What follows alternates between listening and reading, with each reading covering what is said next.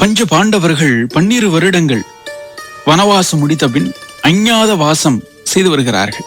அப்படி அவர்கள் அஞ்ஞாத வாசம் செய்து கொண்டிருக்கின்ற பொழுது அவர்களை கண்டுபிடிக்க வேண்டும் என்று கௌரவர்கள் முயற்சிக்கிறார்கள். ஆனால் முடியவில்லை. அப்போது பீஷ்மர் ஒரு யோசனை சொல்கிறார். பஞ்சபாண்டவர்கள் மிக நல்ல ஆத்மாக்கள்.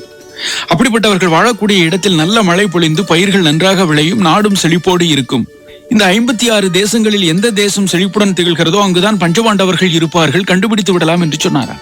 உடனே துரியோதனன் மற்ற சகோதரர்களுடன் சேர்ந்து எல்லா தேசங்களையும் தேடி விராட தேசம் பழமோடு இருப்பதை கண்டறிந்து உடனே பாண்டவர்களை தேடி வர அங்கு வீரர்களை அனுப்பி விவரம் அறிந்தான். அதனால்தான் நல்லவர்கள் இருக்கக்கூடிய இடத்தில் மழை, செழிப்பு இதெல்லாம் இருக்கும் என்று நம் முன்னோர்கள் பதிவு செய்திருக்கிறார்கள். ஆக நல்ல ஆத்மாக்களாக நாமும் மாறினோம் என்று சொன்னால் நாம் இருக்கும் இடம் செழிப்பு நிரம்பி இருக்கும் என்று சொல்ல வேண்டுமா என்ன?